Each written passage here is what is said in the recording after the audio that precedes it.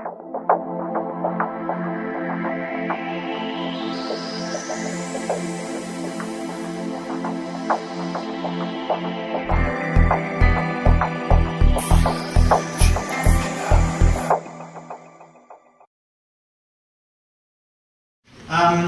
for those of you who are here for the first time, let me say a few words on this panel.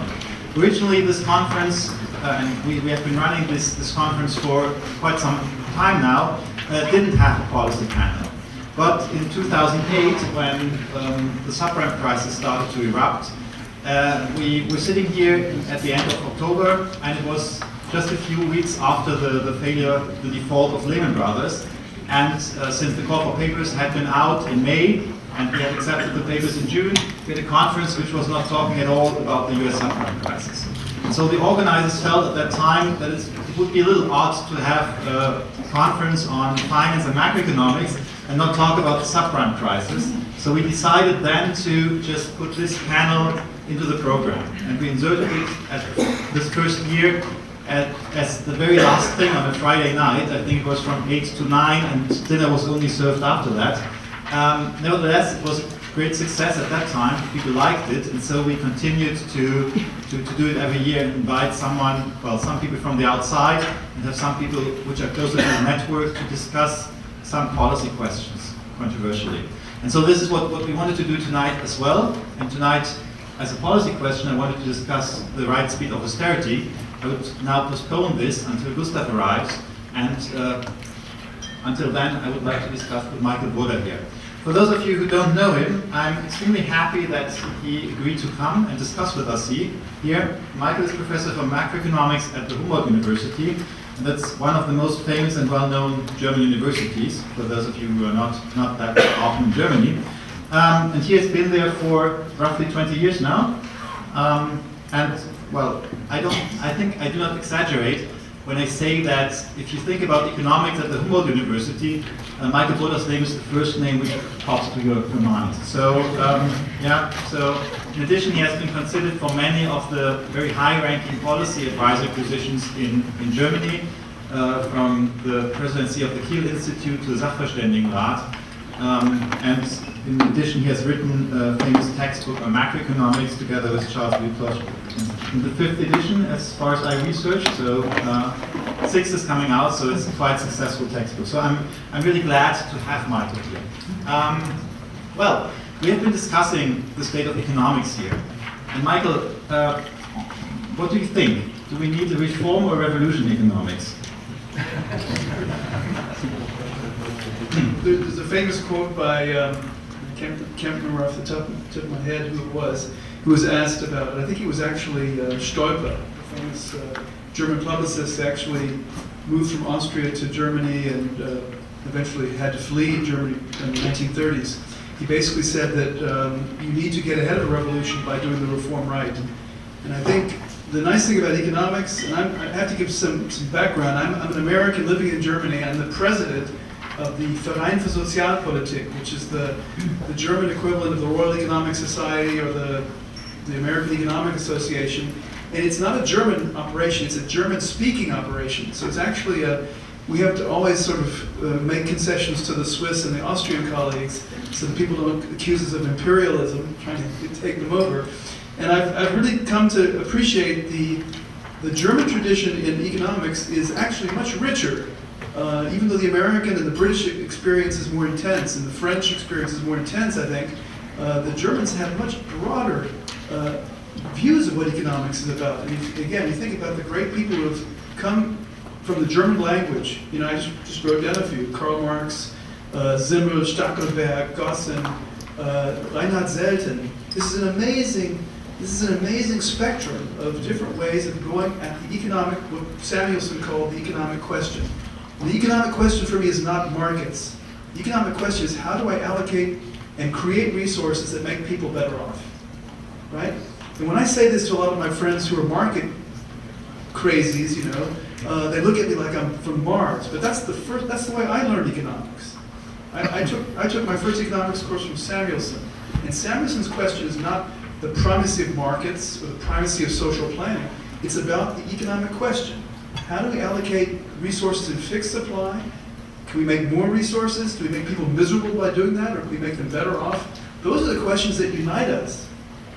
And that's what makes me feel good about being the president of this incredibly diverse, it's not as diverse as it used to be, this German history, this German-speaking history of economics. So, I want to launch into this by saying that I'm probably on everyone's side in saying that we need to be a big tent. We need to be a big tent that can incorporate a lot of different viewpoints. When I was at Harvard, I took courses from Steve Margolin, and I took courses from Martin Feldstein and Larry Summers. You cannot be more diverse. And I can give you some other people that I had contact with. But what unites us is that we're interested in these questions. And I think the recognition that there's been some failure, we have failed. We didn't fail to predict the crisis. There were a lot of people who did predict the crisis. I think there are people who were not listened to. But I think our problem is, and again, this is an American problem, this is an Anglo-American problem, is that we tend to shut down controversial discussion. We're not receptive to challenges the way the historische Schule and the market, the pro-market, the Sozialkatheter Schule, all these German schools. Germans have a tendency to discuss things a little too much, and that's why I'm going to shut up in a second. And I'm becoming native. I've been here too long. But I do believe that discussion and Streit, the Streitkultur is part of what economics is about, and that's why we need to have people from the Marxist perspective. We also need people from the other perspective, and then maybe through a dialectic, we'll actually get some mileage, some traction out of this, because I do think we have the tools to solve the problems. We just need to discuss them and be open-minded. Okay, I think there are a lot of people here who would completely agree with you when you talk about the need for pluralistic or plural paradigms in economics, and you talked about the benefits of Marxist economists. When I look to the German universities, I don't see that many Marxists. Isn't it? What you described, isn't it more the history of German economic thought than the current state? No, I disagree with that. When I first came to Humboldt, we had I think this was maybe a concession to the East German professors who were still at the Humboldt. We had a big lecture series on Karl Marx. It was one of his birthdays or something. And they asked me to be, I was like the market guy. I was the free marketeer, so they had to have somebody, and I was the last chapter in this book. But actually, I pulled off my old Das Kapital that I bought in East Germany, that's what they did, they sold these books for cheap. And I read it in German, because I read German, and it's amazing. Karl Marx was an incredible empiricist. He gathered data. He went to Manchester and stared at factories for hours and wrote this stuff down, and he was always thinking, how can this be? But on the other hand, his theories were, the falling rate of profit, the transformation problem, he got it wrong. So we have to be kind of fair. He was a great economist, he was a serious thinker, and he had the guts to challenge conventional wisdom, including neoclassical thought. But what I respect from Marx nowadays is the theory of surplus, okay, and the fact that in a labor relationship, the marginalist approach doesn't quite get it right in the short run. That if the institutions are wrong from the worker's perspective, workers get less surplus, right? The wage, this is what Sumner Schlichter said, the wage is kind of a loose screw, and it's a bargaining process. We can use a Nash bargain, we can use some minimum wage approach, we can do all sorts of things, but it's not equal to the marginal product of labor in the short run. Okay, that's what Marx kind of, for me, so we don't want to have a Marxist department. I think we need to have people who respect and have an open approach to this. And the reason why we don't have Marxists at my university is because we can't afford it. And again, here's an economist speaking. The reason why German universities are underfunded and understaffed is because students don't want to pay tuition, and taxpayers don't want to pay to have more professors. Some people think we're overpaid. Hello, go to the UK, go to the United States, and go to Spain, and you'll see a different story. It's a labor-intensive industry we're in. We need people, we need good people, and we need money. Okay, so it's a resources problem. Again, that's what we're good at. We can explain why there's a healthcare problem. We can explain why the universities in Germany are, spending only 1% of GDP on higher education. In the United States, it's 2.7%. In the United Kingdom, it's maybe 1.4 3%. In Sweden, it's 1.7%. These are really interesting issues that all of us could agree, regardless of our political spectrum. Right? So this is, again, to get back, I don't think, I have never crowded out a Marxist. We did get rid of our Marxists in 1991. Okay, but I wasn't on the faculty. But I think it was probably a good idea, because those guys, were there for other reasons, and it wasn't the productive way to go forward.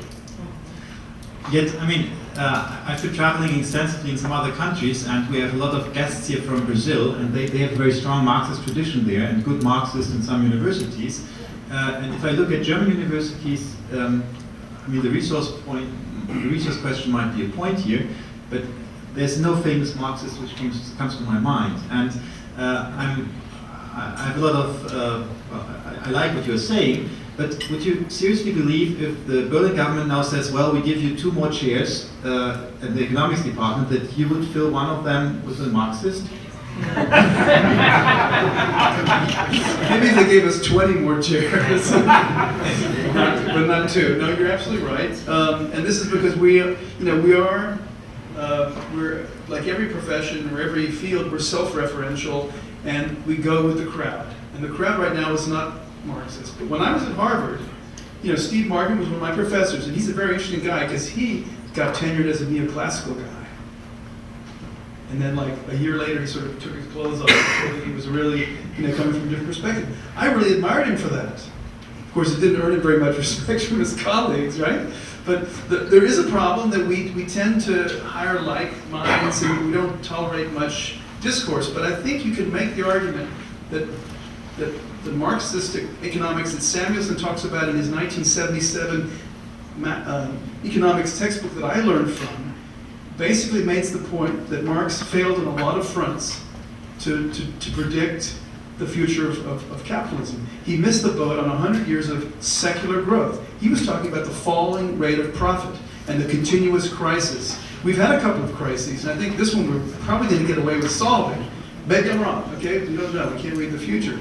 But I think if we're fair, the insights of Marx were not probably enough to justify the way Keynes justified a field of macroeconomics, or the way Keynes justified macroeconomics. But again, maybe you want to discuss that. I don't want to step on any toes. Well, just to give you a little background, I think there are some people here who would identify themselves with the Marxist tradition, but I think there are probably many more here who would identify themselves with the Keynesian tradition. So, but I now took the Marxist here because I think it makes the point more nicely than having a Keynesian there. Nevertheless, if I look at Can I say one more thing? Yeah, sure. Again, realize for Americans, I'm out in left field because I'm praising a lot of what was in Das Kapital. First off, empirical. Second, the recognition of the conflictual relationship between capital and labor, or management and labor. These insights live. The Arbeitslosenheer, the army of the unemployed, that lives on in the Mortensen-Pizzarides model, right? The reason why the bargain falls short in that model is because unemployment actually scares workers. Shapiro-Stiglitz, efficiency wages. These are lasting, ideas of Karl Marx, but I don't think the centerpiece of Marx survives. That's why I wouldn't give a guy tenure. I would give a guy tenure who understands that and says, we cannot discount this guy who was an incredibly globalized person, by the way. He spent most of his life outside of Germany for various reasons. We should herald that and honor that tradition. Yet, the way you describe German economic, the economic academia, in a way, this sounds very positive to me. If I listen to you, let's be positive for a change. We don't have to be so German. I'm just wondering, would you really say that this is more diverse, the thinking in Germany nowadays, than what you see in the United States? Where's the Paul Krugman of Germany? That's fair. Okay, so there's a question. I'm looking in the temporal dimension. I'm seeing all this diversity, and you're saying let's take a cross section of Germany and we see no diversity. Okay, that's probably a fair critique. I'd be willing to take that on board. And again, I think part of that is that in a university where I come from, that's state-sponsored, Berkeley, there are 55 professors of economics. Now, it's just a matter of the law of large numbers that you're going to have a few people who are system critical and interested in changing things. If you have my department at Humboldt University, I mean, we're talking 10 economists and 15 business professors, and that's the Wirtschaftswissenschaftliche Fakultät. So either you pay us less and get more people, or you pay world standard salaries and try to attract people from other. And there are a couple of German universities that are trying this. Of course, I'm not sure they're going to meet your litmus test. But I agree with you. We don't have enough. At least we didn't have Paul Krugman. Paul Krugman didn't predict the financial crisis either. I think what you're talking about is someone like Rajan or Nouriel Rubini. He predicted. No, I mean, I didn't want to point out Paul Krugman for his great foresight, but more for the position in the public debate he takes. Yeah. Like, because he's very vocal, he's very far on the left, I would say, in the U.S.-American debate, and I don't see anyone like that in Germany. There are Peter Bofinger, Hickel. There are people who make again, the media has to report their debate, and that's another thing. I mean, I'm not sure people are very interested in hearing everything that Hickel has to say, even though he does say some interesting things. So it's a symbiosis of the media's expectations of what we say, and maybe their prejudices that we always say that anyway. So I mean, people already have an idea of what Hans Van der Zinn is going to say before he opens his mouth, and you guys, I mean, you guys in your previous manifestation as a journalist, you guys are responsible for that to some extent. But we try to also always to give other people some space as well. But anyway, maybe let's move away from this situation at German universities towards the state of economics. Where do you see most need to change some of the approaches? Where do you think one needs to take on board new methods or different approaches, and which parts would you like to preserve? Yeah, who am I to say this? I'm just an observer. We have 3,800 members, and some are quite productive. Some of our people they have to be kind of living in Germany. Some of the most impressive German-speaking people are actually in America, in England right now. But there are some people in Switzerland that are doing revolutionary work on neuroeconomics, behavioral economics. I'm not going to mention any names, but you know what I'm talking about. In micro, I think micro is kind of a steady stream. We can talk about the role of thinking more clearly about people's behavior towards the risk. But then we start moving into neuroeconomics. We're looking at some of my colleagues are actually doing fMRI analysis of people reacting to risky situations. That's really interesting, but you're going to be digging a long time before you develop a new theory of risk aversion, or to capture that. In macro, it's different. I think macro, we need to do a lot more work. But then, we part company, because we were discussing this earlier. I think we have the tools to do it. I mean, the ideas have been out there since even before Irving Fisher, right? I mean, I think most of us agree that the big problem we have right now is a debt deflation problem. Over-indebtedness, and we also have possibly a growth slowdown, which makes everything even worse because we've borrowed all that money, assuming that we could grow out of it almost automatically, and it's no longer so clear. I mean, if you look at China and India, they're growing fast, but they're actually lending to us.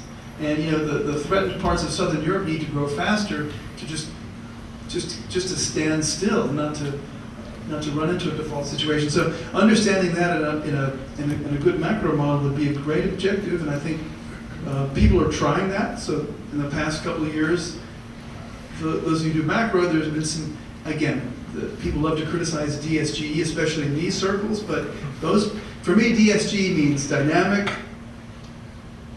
stochastic, general equilibrium, okay? How can that be controversial? You could have a model that has Marxist, capitalists, and exploited laborers, and you could call it DSGE, and I think, when I think of Michael Kumhoff, who's out there somewhere, he's done that. And that's a DSGE model. All that means is we're using computing power to solve simultaneous equations. And I bet you if Karl Marx were alive today, he would think that is cool as hell. I think that would just fit in he would have a different model, of course. But I think being able to understand complex situations the brain cannot get around, we cannot draw the Marshallian picture to get the answer, right? We need computing power. So, Gertler Karate have written down a very nice model which has a banking sector, and it's very primitive. For me, the banking sector needs to be maybe a little bit irrational. Maybe has to have some sort of bubbly behavior. And this model is very primitive, but it has exactly what people have criticized the DSGE world for not having, which is an intelligent banking sector. If you look at Fisher's work in 1933, his famous econometric paper, he talks all about that. So what happened to us? Why did we just lose sight of the ball? So we have to grab our own nose and figure out what's going on. And I think part of it is because we're all kind of a social. Economics is a social activity. We care about what our colleagues think about us, and there's a penalty to being different. You have to be really, really convinced that you're right, and you're going to get published, and you're going to get a job so you can feed your family. And that's hard. That's hard in any field. And I think in economics, it's because a lot of people are politically, aligned. In the United States, it's very hard. And I've heard very interesting stories about guys who have not gotten tenure just because they're on the wrong side of the fence. And that's sad, right? That's not the America that I knew when I was growing up. Okay, but maybe that's the problem with private universities. You can have that kind of influence, when private money says we don't want those kind of guys in the faculty. Okay, I always had the feeling that most people have a less inclusive definition of DSGE than you do, because the way you stated, we probably all find a way to do economics in that. But my guess would be if I write a paper and I take away the utility function and maybe the rational expectations, many of the journals I would submit it to, they would say, well, this is not a standard DSGE model. Well, at least the referees would say that, maybe not the editors. And so I'm not, your position is very nice, and I think it's very open, and we like that, but frankly, we can get into a fight later. I just want to get this on the table. Yeah. I think if you want to fight with me, we've got to pick our fight carefully. There's not much for me. There's not much to fight about. Okay, so let's talk about the ingredients. Microeconomic foundations. All that is the constraint that macro is not C plus I plus G plus X minus Z. It's deeper than that, right? The old-fashioned macroeconomics of Keynes and the general theory was basically asserting that each one of those equations had a life of its own, and you could put it. You didn't need a new computer. You just write down the equation, solve it, and there you are. Okay, we've gone beyond that now. We know that people's behavior, whether it be correctly or incorrectly modeled by microeconomic theory, is at the root of that. We know there's all sorts of complementarities involved. The big insights of macro in the past 20 years were strategic complementarities, and that's what Keynes wrote about too, right? The fact that you and I can't coordinate and we have a bad outcome, but if you still got to get to the micro. What motivates the individual, even if it's not perfectly neoclassical, whatever. Okay, the second critique is rational expectations, and I grew up in rational expectations, and I think all rational expectations is a self-discipline device. We have too many degrees of freedom in economics anyway, so if you give me the freedom to write down any sort of expectations mechanism I want, I can explain the world, but it won't predict anything, right? So you need to figure out a way of getting irrational, maybe bubbles, and at the same time have people who are kind of clever and know that this thing's going to burst, because people knew that the financial crisis was coming. Believe me, I know bankers, and they knew it was coming. It was a classic case of musical chairs. Everybody knew it was coming, but I could still make money, and I was going to keep on doing it until the curtain comes down, right? So that's that kind of clever model with many agents, like I keep citing Michael Kumhoff, but with multiple agents, and then with strict, attention to their budget constraints and their behavior. And look at how that's the next phase. It doesn't have to be this fancy stuff with heterogeneous agents, which is impossible to read and to understand. I think we can make a lot of. This is what Paul Krugman does best, right? He writes down, and his papers are so brilliant because he writes down this very simple thing, and he said, "I'll let the other guys do their best. I got the insight with 3 equations. You can write 30 if you want." But I think rational expectations, criticizing that it's just not the right thing to criticize. You need to criticize why, and again, this is Marxist, okay? So I'm really going to stick my neck out this time. You need to criticize or ask, who's paying the fiddler? Who's paying for the research? And why are they sponsoring this research and not this research? What kind of research is going to get sponsored by money? Okay, that's the question. And I bet you a lot of banks would not like to sponsor Michael Kumhof's research because it scares the pants off those guys, right? And I think that's also true in labor. People who do work on minimum wages in the United States. There's very little evidence that minimum wages destroy jobs at U.S. levels. There's a lot of evidence that it does at French levels. You think we're going to get the American Enterprise Institute to finance that research? I don't think so. You'd be lucky if you get an NSF grant. Okay, so that's a Marxist point. Marx said, you want to know where the power is. You look for the money. You look for the money. Okay, so that's, again, I'm not trying to be too accommodated. I'm just telling you the way I feel after being in this field for 30 years and being a bit cynical, and yet still loving the field, which I think unites us all. But then, I mean, you take the Lucas critique again, probably much less binding than what some of in your profession or in our profession would do. You say, well, we have to check that the model is not systematically exploiting that someone is more stupid than the rest, but we don't necessarily need a strict rational expectation framework. We can deviate from that. If you say that, do you think we always need a micro foundation, or is there room for macroeconomic research without micro foundation? I think we're going to have to live with it. We'd love to have, and I'd love to write the ultimate paper that everything is coming, including a theory of price rigidity that people actually believe, and not a Calvo-Ferry or some Rodenberg, frictions or something. Something that people actually believe that works.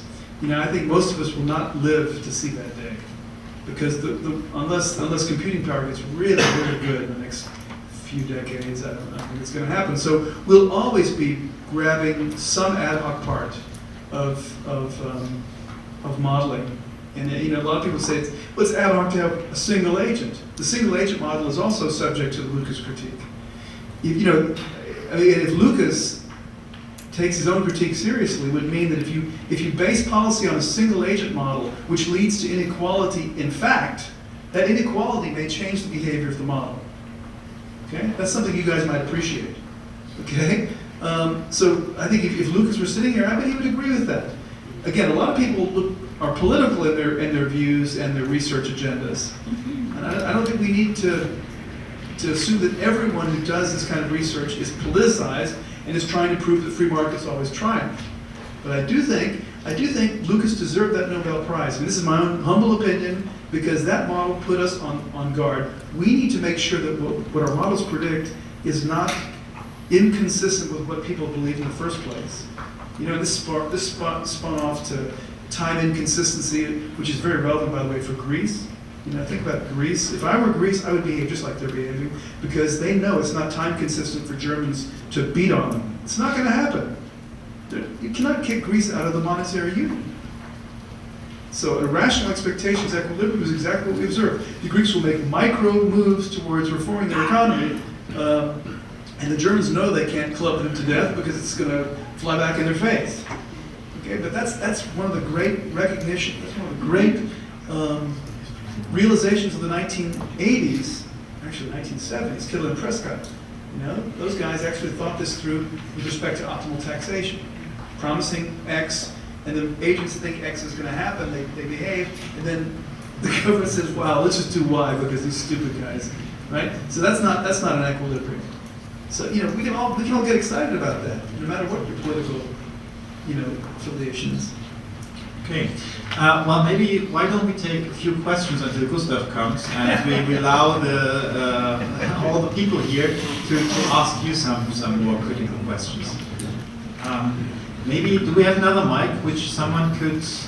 There's a mic over there, so maybe you go up there and introduce yourself very briefly and pose your question.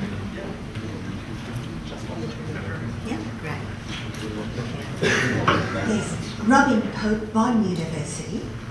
I was intrigued at your statements that where Marx had failed, neoclassical economics was working on marginal productivity and wages for labour. It is clear that nobody, because it is far too complex what is done, has ever made any serious effort to work out what is the marginal productivity of any worker who is getting a median salary. It wouldn't be too difficult if they're on piecework, but they're not. There are too many issues of joint products, of the future sale of the good, and so on. Nor do we have any information on the marginal productivity of a CEO. So we have this extraordinary situation in which over the last 30 years there has been a skyrocket in the salaries of the top CEOs relative to the median salary earner.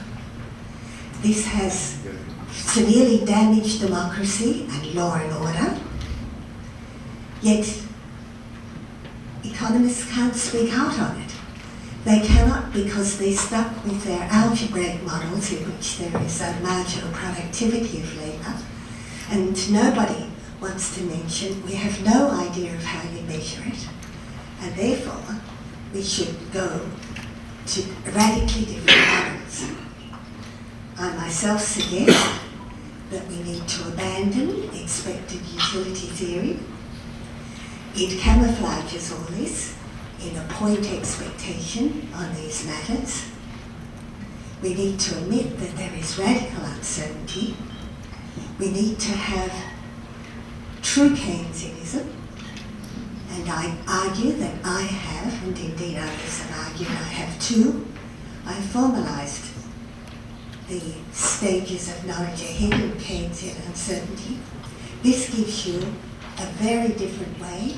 You can then start grappling with the breakdown of democracy that economists cannot even talk about, without which we would not have the current bubbles in finance and the light bubble in, for instance, prescription drugs, where the Berlin Chamber of Commerce of Doctors has identified less than 1% should be on the market. Of course, the same problem arises in the US and elsewhere. Economists can't talk about these things. I put it to you, we do not want to continue with neoclassical economics having some of these elements where we have degenerated into constructing sudokus and not looking at the real issues. Thank you. You want to reply to that? Yeah, I'd like to reply to that. That's really a loaded it's a nice point. Okay, so I come from labor. I did my first my first courses were with labor people, and I did macro at the same time. So I've always struggled with this myself, and there was this huge marginalist discussion going back to the 1940s and before. People were very, curious as to how could you have a marginal anything when labor is lumpy people. All you can do is count work hours, all these different margins and stuff. For me, a model is just, Keynes said this, it's a way of organizing our thoughts. And when you start thinking about something, you have to restrict your attention to certain phenomena. Okay, so the macroeconomist is interested in the labor share in GDP. The labor economist is interested in profits over the cycle. The macroeconomist is interested in profits over the cycle, the responsive investment to that, the role of labor. Okay. The inherited thinking is that at the macro aggregate level, the marginal productivity theory is not just a theory, it's kind of a requirement, because if the aggregate doesn't fulfill that, businesses will not be able to operate. Right? That's what Simon said, okay? If you can't cover your costs, you go out of business. So in some primitive, absolutely, abstract sense, labor has to be paid not more than its marginal product. It may be paid less, okay? So we can talk about that. Now, your question is a totally different one, which is the top 0.01% of America is making off like a bandit, and everyone in my field knows that, and I would say about 25% are actually criticizing it in public. because it does tell us that some screw has come loose in America. It's not just America, it's here, also in the UK, in Australia, and other places.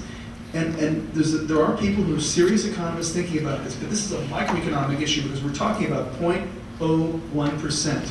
And those guys are getting all the GDP now. You know, you look at the US recovery, it's clear. So you know, for me, the GDP is there. The question is, how's it being allocated? And we have a tax system that taxes possibly the future president of the United States at a rate of 12 or 18%, then obviously those people are going to have an incentive to work very hard and make incredible amounts of money because it's not taxed. There was a time when I was growing up when the marginal tax rate was 90% on people of that income class, and those people were moving their money offshore to the Bahamas, to Cuba, and places like that, before the revolution. Okay? So think about what I'm trying to say. I think a neoclassical economist is not wedded to marginal product equals labor. I really don't think, I think that's an unfair characterization. We've come much farther than that. For example, the stuff that I work on has the labor market. You have people you have matches between workers and vacancies. The firm has some surplus, the worker has some surplus, and there's some sharing rule, and you get an outcome. That is a very great improvement. And if you think of, just apply that model to this lone CEO of a corporation with 50,000 employees. Think of the matching. Think what's going on there. You have a guy with a lot of market power. He walks away from this. The company is naked. Okay, he's exploiting this because our system allows him to do that. Doesn't tax him for that income. Remember, the United States had 90% tax rate on the top guys in the 1960s, and now we have 30%, and most people don't even pay that because there's ways of hiding and shielding your income. So for me, the interesting issue is how did we get there, and what's the micro incentive for a CEO to rig his board, his pay committee, so he can get away like a bandit and take over companies to me, that's not a criticism of neoclassical economics. That's a criticism of politicians that have allowed this to happen. And maybe a criticism of us for not being vocal enough because we're scared that our funding is going to get cut off. But believe me, there are people, and I can give you some names of young people who are thinking about the microeconomics of, capture of boards and remuneration along dimensions that make no economic sense at all. You talk to a guy who has studied economics, who's running a company, he will tell you my marginal product is that high. And I like you, don't believe that. But I think there are ways that our field, with information economics, with economics of capture, we can go far. We don't need to go back to to a previous era where the discussion was very different. Okay, so I'm sympathetic to your point, but I don't think we should throw out our profession for that. I think there are ways, but we need to be brave enough to go out there and actually criticize it, or at least give our stuff to people like you, maybe who are vocal. I put it to you that you've talked now about market power, which is incompatible with rational expectations, that in fact is very irrational, and that we need far more radical changes in the foundations. I am pleased people are working on it, but until we get new foundations, I think they're not going to have a strong effect. But the positive sign is that people are working on this in the United States, and most of them are not even Americans. So Emmanuel Saez, these guys are not Americans, but they've got their hands on American tax returns, and they're documenting this. The top 0.01% of the U.S. distribution is like it's just a different. It's just so far away from you even see those people. These are zero measure folks. They have zero measure. You'll never see them, right? But they're out there making all the money. That's something that we've actually verbalized. And if you just do a web search on those guys, their papers are hot. And I think it's just a matter of time before Americans finally understand this. We'll see. But I'm not a politician and I'm not a political economist. I'm an economist. Okay, I would like to, instead of taking more from well from the floor, because now, well, we don't have that much time, and Gustav has arrived now. Maybe we can have some of the questions later or discuss that over dinner. The point is we have now postponed dinner to 8:30, so this is what the kitchen can give us. So we have roughly 40 minutes left, and I think we can come back to these questions. But I first would like to welcome Gustav now. I'm very happy that you are finally here and that the Lufthansa didn't sabotage us more. So Gustav is, for those of you who don't know him, he's director of the Institute for Macroeconomics and Business Cycle Research in Düsseldorf, and I would say he's one of the most prominent Keynesian economists in Germany.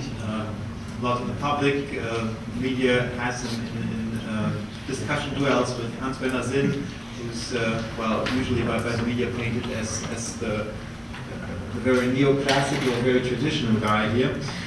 Gustav is also a professor for economics at the university in Duisburg-Essen, and before he went to that, or moved to that research institute, he was head of business cycle department at the DIW Institute here in Berlin. And finally, together with his team, he has ranked quite high in the annual performance ranking of the Financial Times Deutschland when it comes to predicting the business cycle. So yeah, we're happy to have you here. And what you did now, Gustav, before you came, we discussed foundations of economics a little bit, the topic of this conference, and we promised to move as soon as you arrive to the question of the right speed of the story. But I guess we will to practical matters, to policy matters, but I think we will return later to the questions in how far this has to do with the foundations of economics. So, yeah, well, maybe let's start. Is the EU doing the right thing in giving Greece more time now?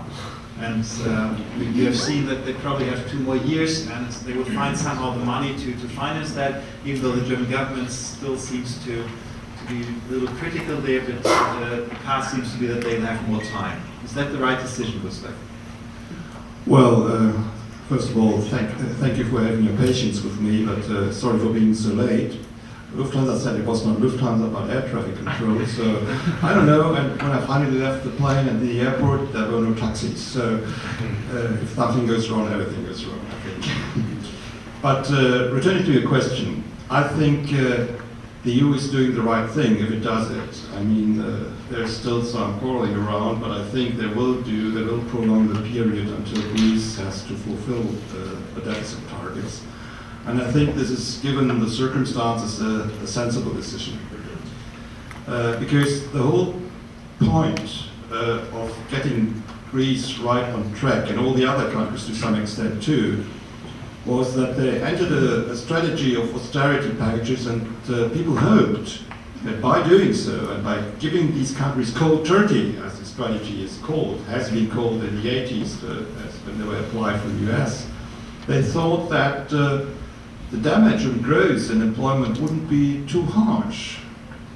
If you see the first plans, restructuring plans made by Troika and the EU Commission, there was only a minor blip in the statistics of minor decline of growth expected by doing all these harsh measures. And as it turned out, this was completely wrong, and that they revised downwards their forecast time and again. And they're doing it still. Still, their forecasts are always more optimistic than reality. And at some point of time, I think you have to learn from that. You have to learn that you're fundamentally wrong, that you have entered the wrong path with your strategy. And I think slowly, these thoughts are entering into the brains of these people.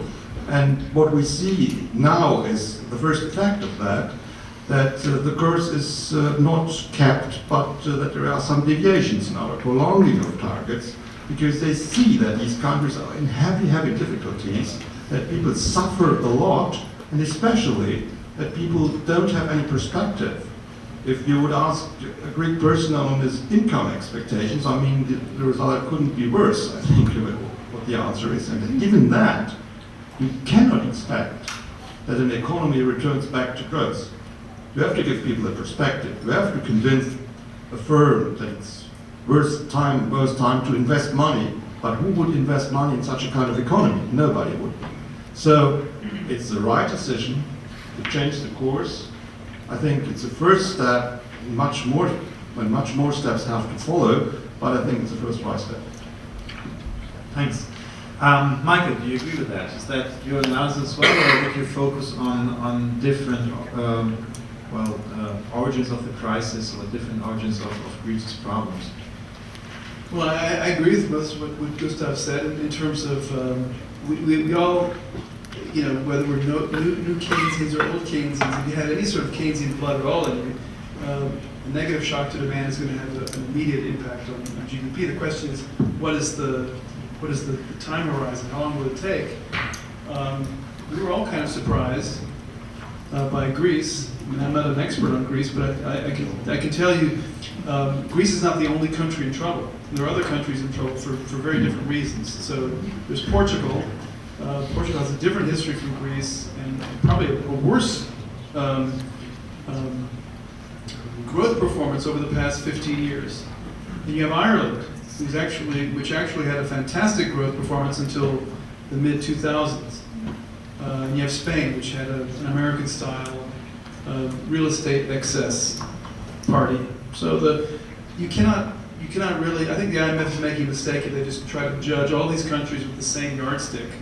I think Greece has a serious problem, which is the supply. What we call the supply side of the Greek economy is in shambles. If you look at the growth of the Greek economy up until the mid-2000s, actually it wasn't so bad. But if you go back a little bit further, it was kind of bad. So they really had a party during the Euro era. They were borrowing lots of money at German interest rates and had a big party for about 5 years. But the overall trajectory of the Greek economy is lousy. It's not true of Ireland.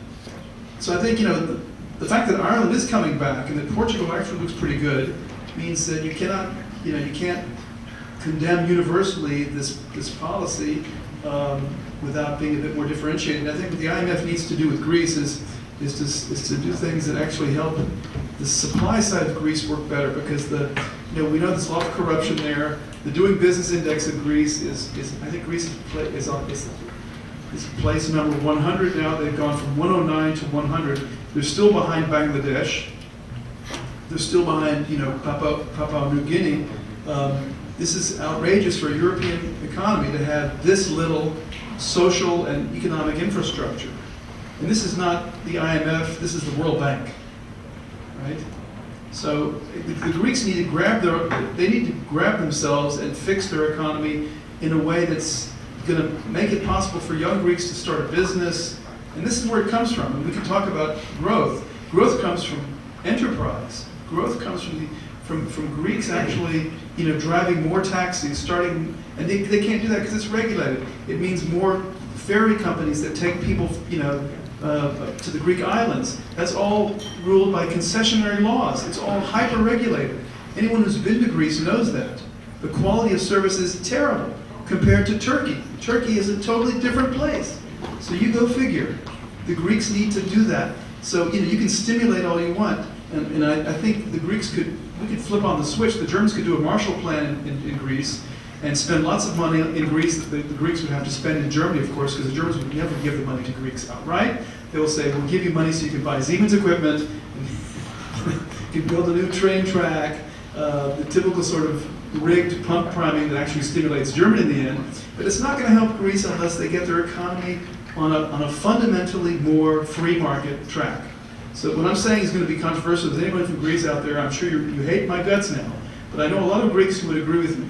And the best evidence of that is the fact that Greeks companies are taking their money to Bulgaria now. It's not they're not going to Switzerland. They're taking their enterprises to Bulgaria, which is actually only they're at number 50 in the Doing Business ranking. Ireland is number 10, and Portugal is 26. So there's something to it. There's something you need to. It's not just about demand. It's about demand and supply. So I'm a two-handed economist. I really care about both sides. We don't want to hammer demand. I think it's ridiculous to put austerity in a country where there's no chance that they will ever, that they'll be able to recover from a demand blow like that in 1 year or 2 years. You need to do both.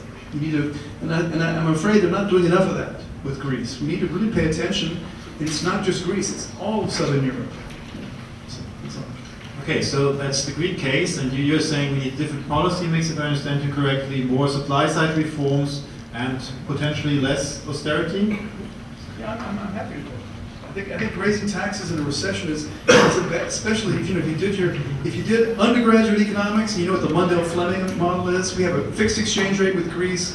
You don't cut spending and raise taxes in a recession. You're just tanking your economy, and that logic is so powerful. It's true of the United States. If there's a recession in California, it's a deep recession because the usual mechanisms. The only thing that saves California would be people moving out. And maybe capital moving in because capital is so mobile in America.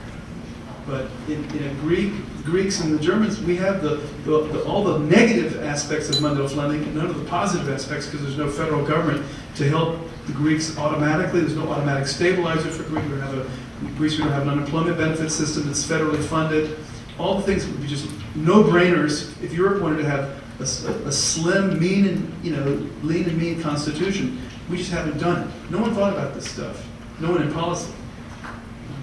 Okay, Gustav, what about the assertion that we just need more supply-side reforms and less austerity? Do you also want that kind of policy mix, or what would be your proposal here? Well, let's say certainly Greece needs a lot of supply-side reforms. I think that's undisputed. But there's one nasty question we should address.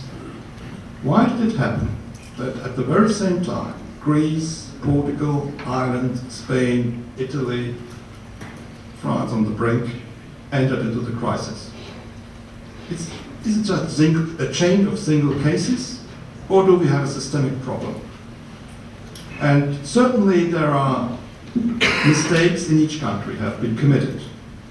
But on the other hand, I would say, we have a systemic problem in the euro area. Because people didn't understand what a currency union really is. The currency union is an agreement about a joint inflation rate. And the agreement says in the euro area we should have an inflation rate of not more than 2%, but close to 2%. That's the agreement. That's the ECB inflation target. So every country should stick to that target, except we would have had some transfer mechanism in the euro area, which we didn't want and we don't have. But this was not understood, and countries didn't comply to this target. Greece had always a too high inflation rate due to the supply problem, certainly. The same happens to Spain, the same happened to Ireland, the same happened to Portugal, and the same happened to Italy. But other countries also did not comply with that target and had an inflation rate which was too low compared to that target. And the most important country of that was Germany. So if you are looking for mistakes, you should look around in the euro area and you would find a lot of countries who have committed mistakes. Because here in Germany there is still the illusion a very low inflation rate is a very good inflation rate. Notwithstanding that we are part of a currency union with a different inflation target that has simply not been understood, not by politicians, not by ordinary people. And committing years after years these mistakes has accumulated all the trade imbalances we have faced now and which have now to be corrected with very tough measures. But this analysis means that both sides have to do something. Germany has also to do something. Otherwise, Greece will never find back on track. All your supply side reforms are in vain as long as Germany sticks to a strategy of permanent real depreciation. Then Greece will never succeed in coming back to the euro area as a full member. So we have to take decisions also in Germany. And that means for Germany, we have to stimulate our economy. We have to have higher wages than we have had in the past. We have to get back on track. I've calculated what the depreciation or the appreciation necessities were at the beginning of the crisis. Greece had to be a depreciation necessity of about 15%. Germany of an appreciation necessity of about the very same amount. So we have to converge from both sides. If we don't do that, we will fail. So Michael, is Germany partly to blame for Greece's problems? Absolutely. Okay, so turn the camera off, please. I am convinced that Germany is also to blame. The reason the Greeks had more inflation, by the way, and Spain has had more, is because they've also had fairly expansionary fiscal policies, and we're able to fund it by borrowing at the tap implicitly from the ECB. But what's more important is that the Germans have wanted to have monetary union on their terms, which meant 2% was their inflation rate. But if you think about it hard enough, you have to be very intelligent to figure this out. If you have a 2% average, okay, and we're asking the Greeks to deflate right now, that means that's one solution, but you could also think of the Germans having even more wage inflation. And I think the position that Germany has right now, time could not be better for a nice, little burst of wage inflation. It is what Hume describes in his essay on money. The Hume mechanism, one of the greatest economists of all time. Not even Adam Smith comes close to Hume, because it's such a short essay, right? His description of how a monetary union or how the gold standard works is just so brilliant. So the Hume mechanism says Germany's been running these surpluses. The Germans should accumulate gold, basically, euros, and there should be lots of loans, there should be lots of demand, and prices and wages in Germany should rise, and the deflating area, Greece, should deflate until they get back into competition. Hume described this using gold and Spanish ships, but the logic is impeccable. All you have to do is think a little bit further and say, well, on top of that, the Greek banks that were losing collateral because they kept borrowing from the ECB would have to start paying higher interest rates to refund their loans. And Germans would have to pay lower. So the interest rate mechanism should also reinforce the Hume mechanism. But the ECB and the European Monetary Union never enforced that mechanism. So we allowed the Greeks to have higher inflation, big imbalances, and the so-called target thing that Hans-Böckler-Stiftung gets upset about is nothing but the mirror image of the current account, the capital account, the sum of those two, the balance of payments account deficit those countries have with Germany. And that is just a mirror. It's not a. I mean, it's only a problem if the European Union, the European Monetary Union falls apart. But it is an indicator of how bad things got before they started to turn. Because the way you turn off the Greek deficit and you turn off the German surplus is that Germans have to start spending money, one way or the other, through more wage increases, which is anathema, by the way. No one wants to hear that, but I'm going to say it because I'm not beholden to the BDE. I'm just going to tell you.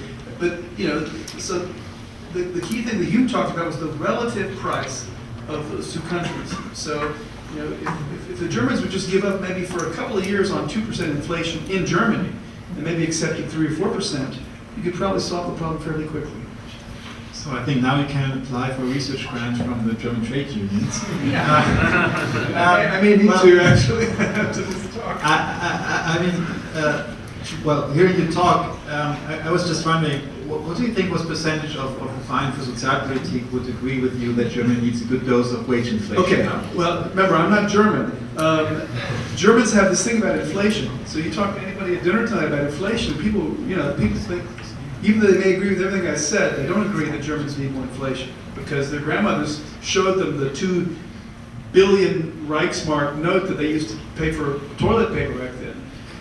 Back then it was a serious hyperinflation and it damaged the German middle class. It destroyed it. It paved the way for Hitler. So I understand Germany. I understand Germans' obsession with inflation, but still, obsession means irrationality. So we have to sort of coax our way into and the question is how much is Europe worth to Germany?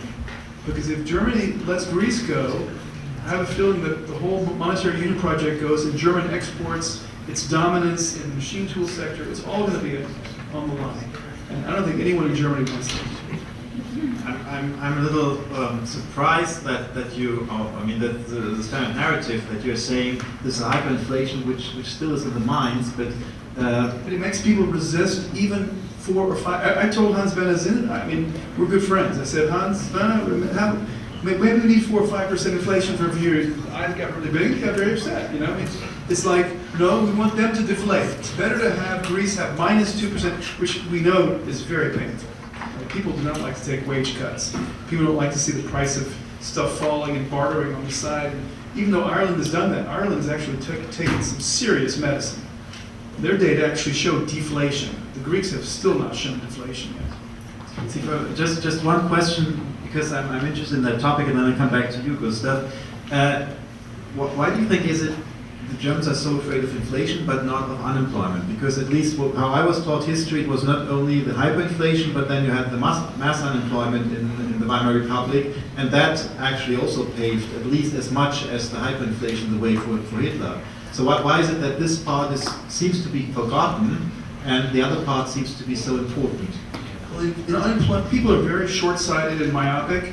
The unemployment rate in Germany has not been so low since before unification in West Germany. So again, this is one thing we'll disagree with. In 2003, I was for the Agenda 2010. I was for the Hartz reforms, and he was against it. And I claim, had Germany not done the Hartz reforms, we would be in the same situation that Spain is in right now, and Italy is in right now. We'd all be sort of crying and moaning because the European Monetary Union is collapsing. Germany is this beacon of hope that if Greece reforms its supply side, maybe in 5 years, things will start to pick up again. It's just a hope. Now, I can't guarantee it, but it's better than nothing. So I give that to you, Gustav. Are the supply side reforms, can they be separated from the wage deflation we have been seeing? Well, I think we have to do that to some extent, but because if you look at the figures in Greece, we have already a very severe wage deflation, but we don't have a deflation in prices up to now. What we see now is a redistribution towards profits within Greece, and that seems to indicate that the supply side is as far as competitive questions are concerned, not yet on the right track. That's certainly true. I would see that, and people suffer a lot there. So it's not too high wages at the moment, the problem in Greece. Maybe in some sectors like the public sector, but in general terms, this is not the primary question right now in Greece. And the same applies to some lesser extent to Spain at the moment. So we have to separate to some extent and look at prices and price movements in these countries too. But let me also address the question why Germany's supply side reforms were necessary to come to this present situation, because this would be a bit strange, because Germany never had too high inflation as Greece or Spain had, where you could fairly argue that they are losing competitiveness with these high inflation rates. Germany never had that. So Germany has never lost competitiveness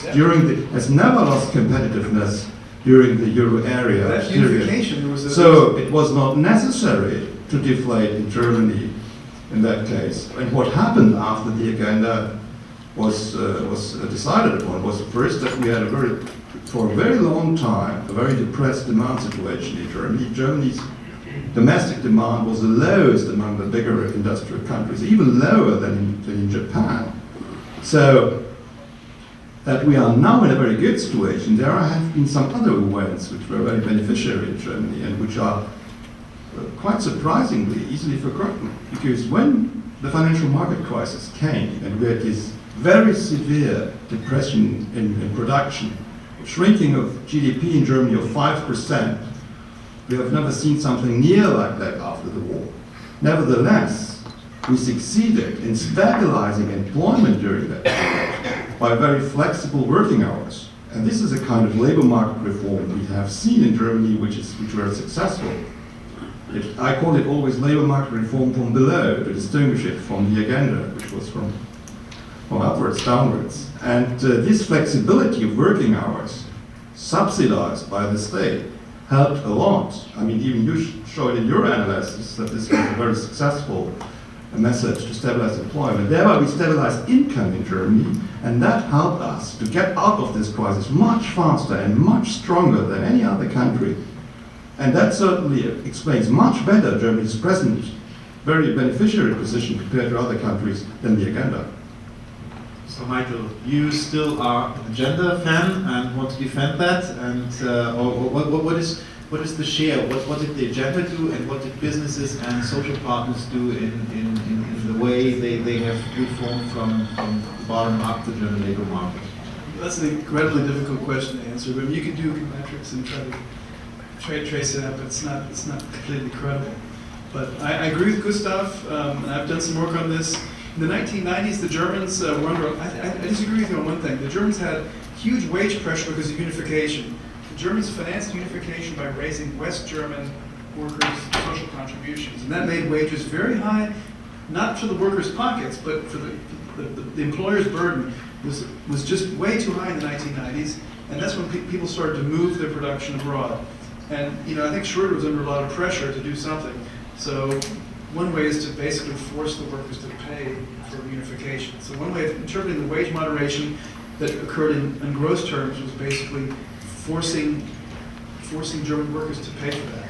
As painful as it was, in any case, that I think is part of the agenda, because they cut the generosity of unemployment benefits, especially as regards the duration of benefits.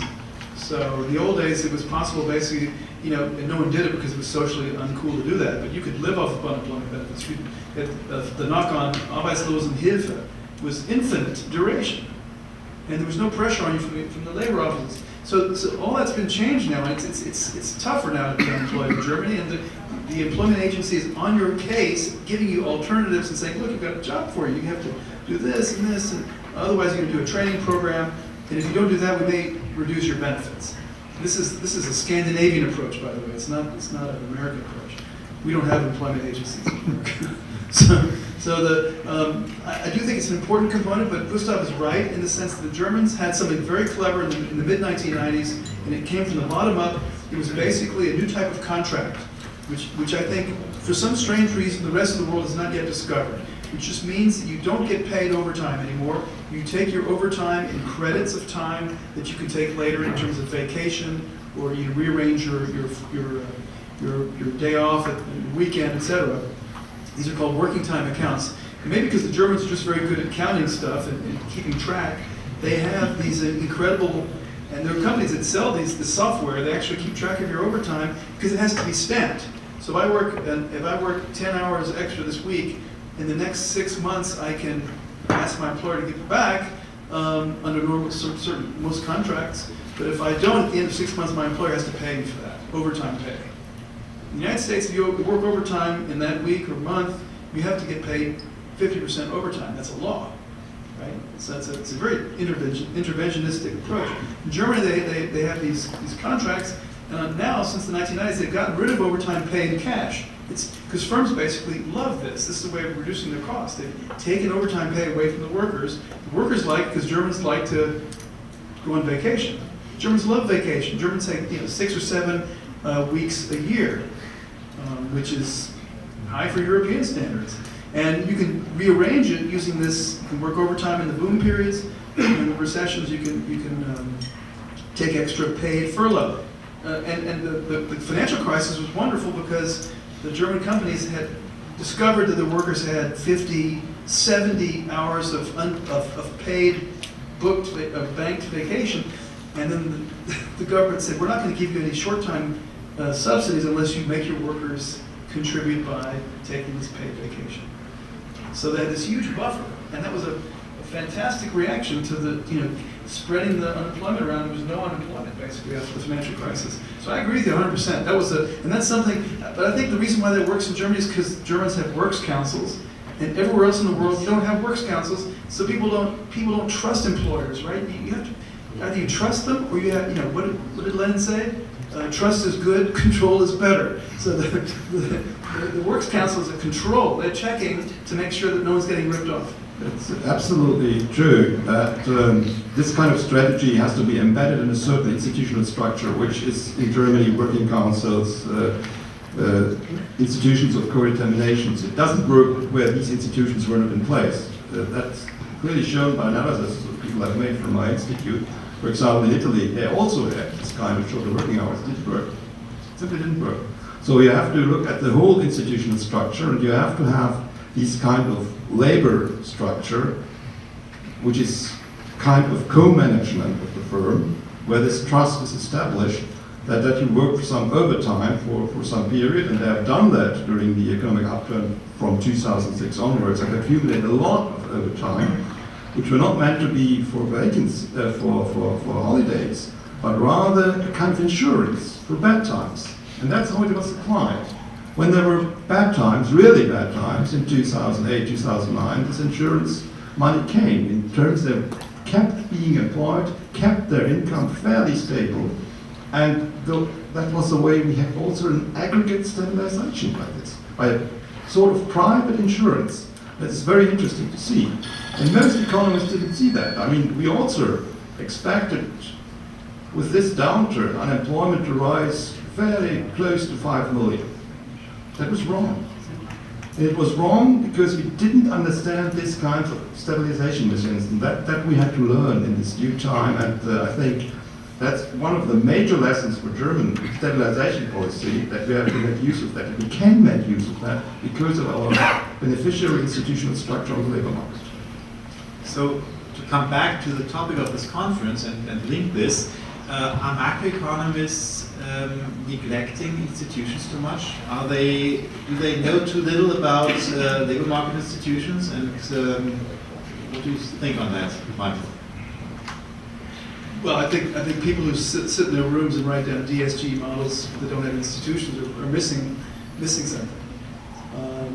Although I think it's possible to put institutions in DSGE models if you're interested. I have a paper that does. One of the most fascinating things about Germany, by the way, it's true of America also. In recessions, the burden on labor relations actually goes up. The taxation of labor actually goes up in recessions. It's crazy. It's a pro-cyclical type of tax policy. It's the payroll tax in Germany, which is about 33% right now, 30 to 33%. All the social contributions for health insurance, for retirement, for unemployment insurance, disability, that tax rate tends to move against the cycle. So in booms, like right now, until recently, the tax rate's falling. In fact, just recently they've reduced the contribution for health from, what was it? For pension yesterday. For pension yesterday and health. So they're actually cutting. So in a sense, it's adding. In a boom, it's adding oil to the fire. And in a recession, it goes the other way around. So this is an institution which it's hard to model, but it's actually in the way the German social security system since Bismarck works. Okay? So if the economy is doing well and the social insurance funds are flush with money, the FDP says you've got to cut our taxes, you've got to cut our rates, and the German government immediately does it. And in recessions, what do? They hike the rates. It's crazy, right? In America, it's not quite like that, but they play around with the threshold. So you have the same kind of effect in America. Social Security burdens actually went up. That's why Obama was trying to cut the Social Security tax and failed because the Republicans blocked it. But it's the same thing, and you don't observe this in other countries. So that's an institution. I think we can do it, but you're right. We don't do it enough. We don't pay attention to unions because we think they're irrelevant. They're not irrelevant. They negotiated. Works councils negotiated those things that Gustav was talking about. So we need to. Who wants to ignore institutions? I mean, why is the U.S. different from the U.K.? Is different from Germany? And that's the whole point. Makes life interesting. Gustav, when you try to hire young economists, do you think they should know more about institutions? Should they be taught more of that in the universities?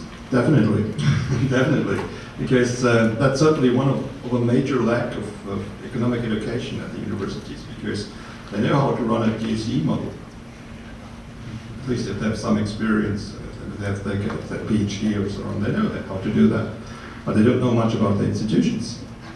And we at the Research Institute, and I think that's not only true for our institute, it's true, should be true at least for all the major research institutes, should have people in it who know about the institutions, because otherwise you don't understand simply.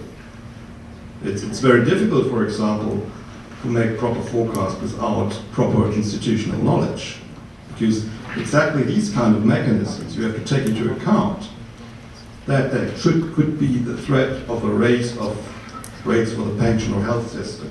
You have to take it into account if you want to make a proper forecast.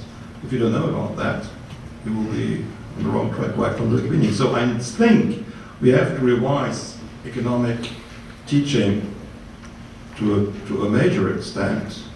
And I mean, Hans-Werner Sinn always told me he had taught all that in his courses, but I'm surprised that I never find these kind of economists on the market.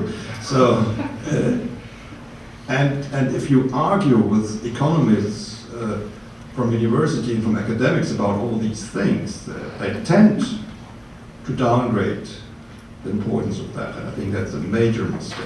It's a major mistake. Do you think, Michael, you're teaching enough institution as Humboldt, or have you changed anything because of the crisis there?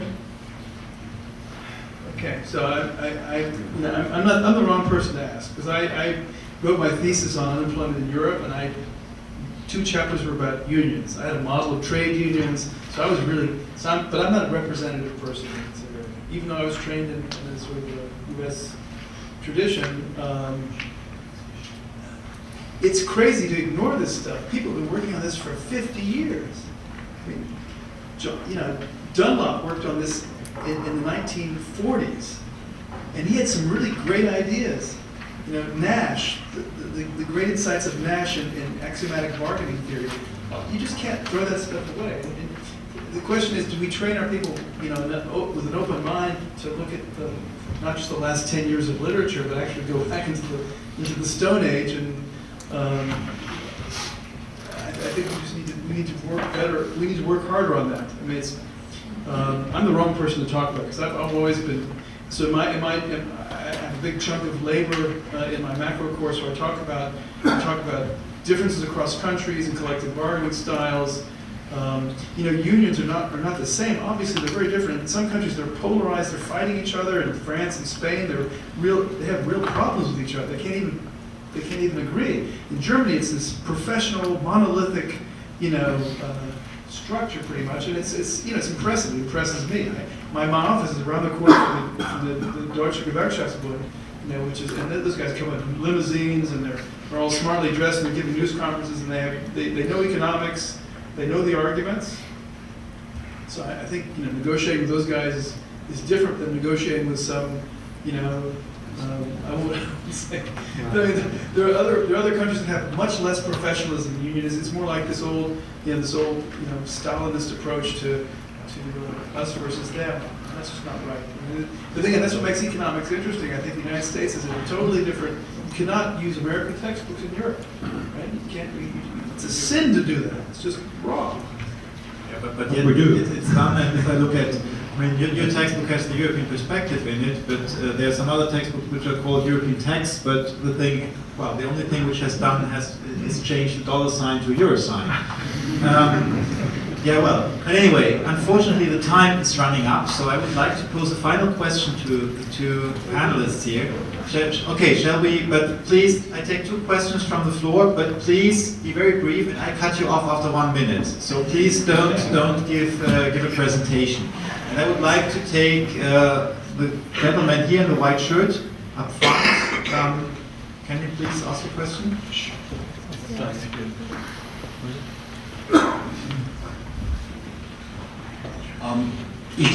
Just I want to come back to your point about Greece earlier. Maybe pepper it up a little bit of a very small personal anecdote besides my academic endeavors. I work as an analyst in the finance industry in Switzerland, and I'm personally a little bit responsible for Greece's problems because I do nothing but shorting Greece for most of my working hours in the office. And there's an internal joke, maybe I shouldn't say this because it's politically incorrect, but in the office we say that Greece is no longer a country, it's a hedge fund. So it is, and I'm afraid it will cascade into a bigger problems, but I always ask myself whether the problem could not be solved in the short run by, you know, that Greece leaves the Eurozone for 2 seconds, then rejoins the Eurozone at a weaker rate. Would that not be possible? Okay, let me collect 3 questions and then I give that to a final round. I had 1 hand over there. Yes, please, and then I have 1 over there. And then we finish. Yes, I have a question for Sir Burda, because you're a textbook writer. And I was really happy to hear you saying that we should be very open and you have a deep respect for Marx. But I have to say, when I was a third year student in economics, we used your textbook. And as far as I remember, there was no single word about Marx. And when coming to Keynes, it was only taught through the mainstream interpretation of it and not through some other approach. So don't you think the way textbooks are made is actually highly problematic? Because instead of opening the mind of young students in economics, it closes it. And I think this is a major issue in economics. Okay, take one last question in the back there. Yes, you. And then I give the floor to Gustav and Michael. Hello, I'm Robert Lecker from American University in Washington. I just have a very small, narrow, technical question. In each of your view, what was the most important design flaw in the euro as a single currency in the EMU? And Gustav, because Michael had more questions, I would ask you to go first, if that's okay with you. Well, I just start with the first question. Well, sounds pretty reasonable. I think it's also the suggestion Hans-Böckler-Stiftung once made of that an open currency union, which means a country could leave maybe for 2 seconds, or I think he has a longer period of time in mind, but it could leave and then rejoin again. I think that would certainly help in doing a devaluation during that time. I mean, that's a basic sense of it. But, and this is a strong but, it would create a lot of uncertainty, because if Greece does so, who will be the next? And if Greece leaves, would not leave Spain, Italy, Portugal in due course, and that we would have a kind of chain reaction to that. And what would, and that I ask you, financial markets do in such a kind of situation? They would panic, they would sell short. I mean, you would have made a good business in that time, I would say. I think so. I really understand your question, but I'm playing with other people's money, somehow. okay, but I understand it institutionally. So I think that would not solve our problems, because also all the creditors would lose a lot of money in such a kind of situation when they would risk that a country just says, okay, I leave for 2 seconds and return with a devalued currency. I think that's no way out, I would say. We have to go a little bit longer way and make sound corrections here, as we have mentioned before. And then there was a question about the biggest mistake in the euro area policy, and I would answer not to address trade imbalances, to see this as a non-problem. People have not seen any problem in having trade imbalances. Okay, Spain has a deficit, it's a catching up country. Germany has a surplus, oh, Germany is very competitive. No problem. And I think even in 2007, 2008, some of colleagues of mine said no problem with trade imbalances. And that was wrong institutionally, so we had no institution to address this issue. And most economists erred on that it would be a harmless thing. It's not a harmless thing, as we know by today. Yeah, thank you very much, Gustav. Michael, you have one question more, and this was about your textbook, so the floor is yours. From this guy? Yeah, I already have that from Marx. Yeah. So I'm going to talk. This has been a lot of fun, by the way. I'm having a great time. I hope we can continue this after the talk, after this is over. On Greece, Martin Feldstein has made this point as well. They can just leave for a few days or for years, have a nice devaluation. That works in the mind of Martin Feldstein, but it doesn't work in this case because Greece has written so many contracts in euros that the benefit of the devaluation would probably only come on wages and prices. And it's going to take a long time. In the meantime, the Greeks can't afford to buy medical stuff. They're not going to be able to balance their trade. They're going to start migrating to Germany, to France, to everywhere else in the European Union. You're going to have capital flight. And then after the devaluation, all the rich people that you take care of are going to go back and buy everything at half price. And that is awful. I mean, I'm not going to pass normative judgments very much, but that is repugnant. Right? You guys caused it, and now you're going to go back and pick up the pieces afterwards? No. And that's why if you're a proud Greek, you say, we're going to stick with this, you know? And that's why, you know, Greece is in for good. It's the Americans have the toothpaste story. Once you squeeze the toothpaste out of the tube, You can't get it back in. It's over. So we are Greeks. Germans are Greeks, and they're Germans. We're all together in this boat. We cannot separate. France, Germany, we're all in the same boat now. It's too late. You cannot put the toothpaste back in the tube. That's my story on the euro. On Marx, chapter 5. Look at chapter 5 from the very beginning. We quote Karl. What did Karl say? Labor is the source of all value. That's one of his lasting insights. Right? That is where the transformation problem comes from. Right? And whether you think you've solved it or not is a different question, because Marx didn't believe in subjective valuations. He thought everything was objectifiable, how many hours of labor, which, you know, okay, we can talk about whether that's crazy or just plain crazy, right? But we're not gonna sell any textbooks if we push that theory. So we have to be mainstream, okay? And giving reference in our footnote, we praise the guy. My French colleague Charles Wiplows was a Marxist when he was in college. Okay, so we are credible on this. We're credible, and you know, the contributions of Marx are quite vast, but he is not calling the shots right now. And you know, I just got back from Cuba, and I talked to those guys about Karl Marx, and they, you know, they're like winking the whole time because no one believes that the fundamental story is right. Okay, the insights are good, but not the story. The final thing was about the fatal flaw. I love that question. This guy's from America, and I think he knows what I'm going to say. The fatal flaw was that the Europeans did not abolish the national central banks. And this goes back to what Gustav was saying, because as long as you have a national central bank, Banque de France, the Bank of Italy, the Bundesbank, these guys are counting. They're counting. They're counting the capital flows. They're counting the trade flows. In America, when we founded the Federal Reserve in 1913, they carved up the United States into 12 districts which have nothing to do with the states of the United States. I come from Louisiana.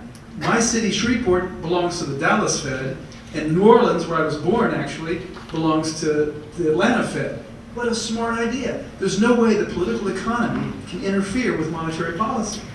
Right? What do we have now? We have the Bundesbank fighting the French because the French want to do this and this. It's perceived as a national issue. So the trade imbalances that he talks about will get monetized because it's a political economy thing.